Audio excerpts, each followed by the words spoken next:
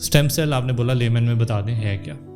Stem cell is basically जिस तरह building खड़ी हुई है, ये कमरा खड़ा हुआ है, इसके जो है ईंटों से बना हुआ है, राइट। इसी तरह जो बच्चा बनता है वो भी एक ईंटों से ही, उसकी एक बिल्डिंग ब्लॉक्स ऑफ लाइफ उसको कहेंगे, स्टेम सेल से बनता है वो।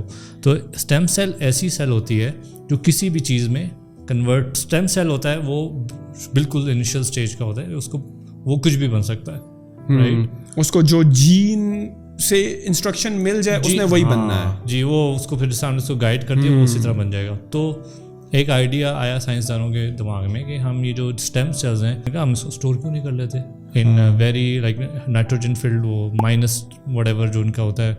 और आई थिंक अभी तक जो पहली स्टेम सेल स्टोर हुई थी, आई थिंक 25-30 साल पहले हुई थी, वो अभी तक एक्टिव है। तो वी डोंट नो कि कब तक स्टोर हो सकती है, बट अभी तक पहली जो थी वो अभी भी चल रही है, मतलब 30 ईयर्स हो चुके हैं।